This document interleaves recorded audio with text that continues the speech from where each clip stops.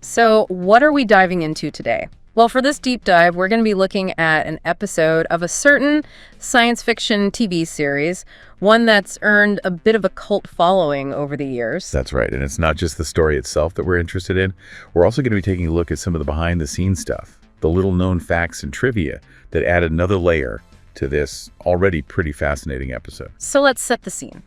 The mystery begins in a hotel room in Richmond, Virginia. We've got a guest, Patrick Neuwirth, who witnesses something pretty strange, I gotta say. Definitely strange. So he sees this guy, Dr. Chester Ray Banton, clearly agitated, trying to talk to somebody in the next room. No. And then, this is where things get weird. Banton's shadow, it kind of detaches itself and slides under the door. Yeah, and the guy in the next room, a Mr. Morris, he's pulled into this shimmering blue, I don't even know how to describe it, like a puddle or something. Huh. And then he vanishes. Just like that. Only ash remains. And to make things even weirder, Banton unscrews a light bulb and takes off. Okay, right from the start, we're dealing with something way out of the ordinary. The sentient shadow, the ash. It's a powerful image, and it sets the tone for the whole episode. Exactly, and that's where our favorite FBI agents come in, Mulder and Scully. Yeah. They're called in by Detective Kelly Ryan. She's a local police officer, and get this, she's actually a former student of Scully's. Small world. Right, and this is her first big case, and she's thrown right into the deep end with this bizarre disappearance. Oh yeah, trial by fire with this one. So at the hotel, they find the burn patch where Mr. Morris disappeared. Mostly carbon, traces potassium, other minerals. Not your everyday forensic evidence. No, not at all. Mulder, ever the keen observer, notices a couple of things. Neuwirth was looking through the people when it all went down, and there's that unscrewed light bulb across the hall. That unscrewed light bulb. I feel like that's a significant detail. It suggests that Banton knew something was up with his shadow. Absolutely, like he was trying to control it somehow. And it turns out this isn't an isolated incident either. Another person went missing, Margaret Wisniewski, and she also left behind those ash remains at her home. Really? Yeah. And here's another weird connection. She worked at Laramie Tobacco, while the first victim, Gail Ann Lamberg, was an engineer at Polarity Magnetics. Polarity Magnetics. Yeah, keep that in mind. Mulder, always putting the pieces together, finds a train ticket in Wisniewski's trash and starts to think that maybe these disappearances aren't random. So someone or something is targeting these people. That's what he's thinking. And things get really intense at the train station. They spot Banton there, and he looks exhausted, paranoid. On edge. Totally on edge. And get this, his shadow, it actually flickers the lights as he walks by. Wait, what? Yeah, it's this subtle but super creepy detail. And then there's this confrontation with two police officers. Banton's trying to warn them, telling them to stay away, but they don't listen. And when his shadow falls on them, well, they're gone.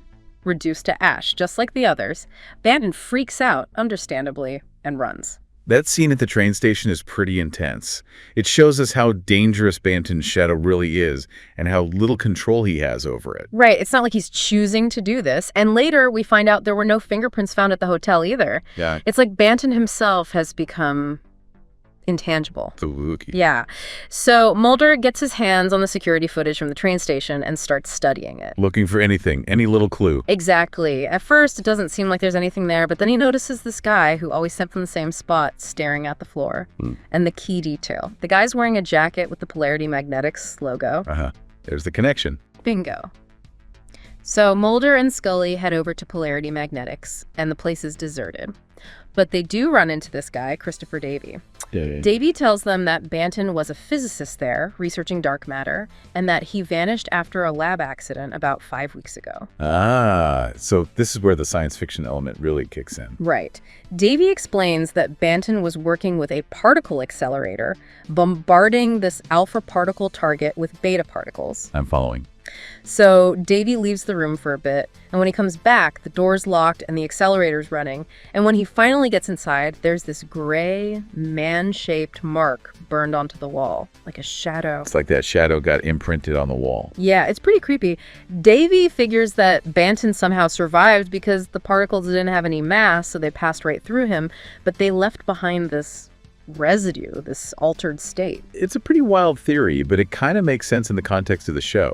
Yeah, it's X-Files logic, for sure. And Scully notices that the ash from the victims is similar to the material on the wall, so there's definitely a connection there. Mulder even starts to question his initial hunch about spontaneous human combustion. So he's starting to buy into the dark matter explanation. It seems so. They head back to the train station, hoping to find Banton, but he's gone. But then Mulder has this moment of insight. He sits in the same spot Banton was sitting in the video and realizes the lighting there is soft and diffused, so it doesn't create strong shadows. Ah, that's a crucial observation. Yeah, and right on cue, Banton shows up again. He's terrified, and as Mulder steps towards him, Banton yells, "It doesn't care who you are, it will kill you." So he knows what his shadow does. Yeah, and he's desperate to prevent any more deaths. Thinking fast, Mulder shoots out the bright overhead lights, getting rid of his own shadow. Clever thinking under pressure. That's Mulder for you. But eventually, they catch Banton and take him to Yellow Psychiatric Hospital. Okay, so what happens at the hospital? Well, he demands to be kept in a room with soft, indirect light. Then he tells Mulder and Scully this terrifying story. His shadow is basically like a black hole, ripping apart molecules and atoms, turning everything into energy. Whoa. Right. He says he didn't mean to kill anyone, that it was all an accident, and he thinks the government's after him now, wanting to use him as a weapon. A classic X-Files theme, the government trying to control the paranormal. Exactly. And just then, Detective Ryan and another detective, Barron, show up and tell Mulder and Scully to back off. They declare the case closed. Sounds like someone's pulling strings behind the scenes. Yeah, it's pretty suspicious. But before they leave, Mulder manages to slip Ryan a note telling her about the soft light thing. Okay, I'm guessing Mulder doesn't let a closed case stop him. Never. He goes to see his mysterious informant, X, and asks him about Banton. And what does X say? At first, X says he doesn't know anything and tells Mulder to stay out of it. But then, that night, there's a power outage at the hospital.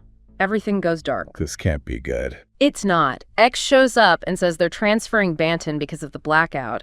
But then as the emergency lights come on, casting those harsh shadows, X's two guys are killed by Banton's shadow. So even X's people aren't immune? Nope. And in all the chaos, Banton escapes. What happens next? Banton heads back to Polarity Magnetics and he runs into Detective Ryan. He accidentally kills her with his shadow. It's really tragic. Oh, no. He then forces Davy to take him to the particle accelerator, thinking if they destroy the dark matter, he'll be destroyed too.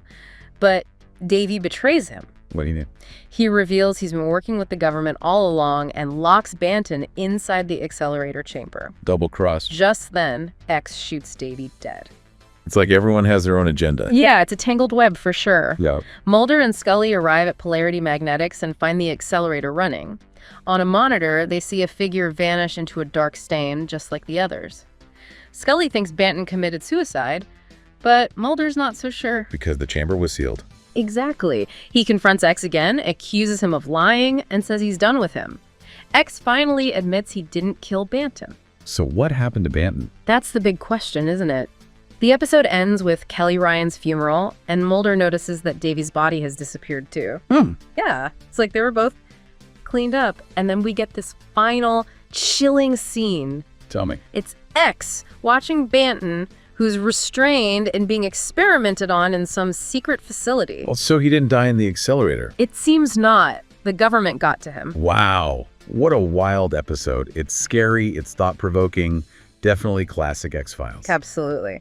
But now, let's shift gears a little bit. We've talked about the story, but there's a whole other layer to this episode, and that's the behind-the-scenes stuff. The making of, the trivia, the little-known facts. Exactly. And trust me, there's some really interesting stuff here. It adds a whole new level of appreciation for this episode. I'm all ears. Okay, so first of all, this episode, Soft Light, was actually the debut script for someone who would go on to become a huge name in television. Oh, really? Who are we talking about?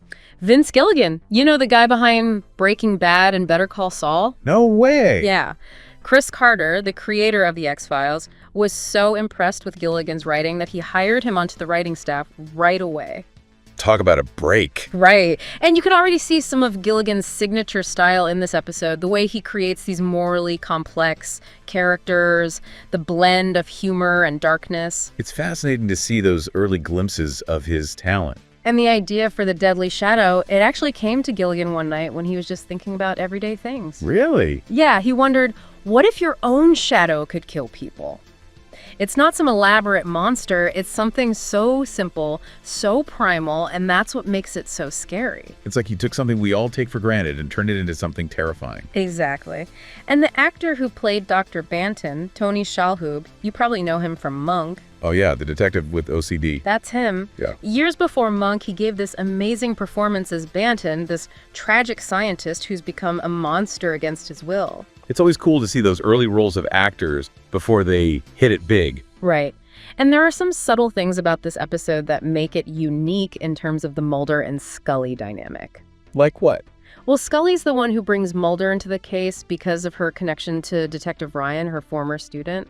It's a little different from their usual setup, where Mulder's usually the one dragging Scully into the paranormal world. Yeah, it's interesting how their roles shift slightly in this episode. And Banton himself, he's not really a villain in the traditional sense. He's a victim of circumstance, a guy who's been transformed into something he doesn't understand and can't control. It adds a layer of tragedy to the story, making you sympathize with him, even though he's dangerous. Absolutely. And creating that deadly shadow effect back in 1995, it was no easy feat. Oh, I bet.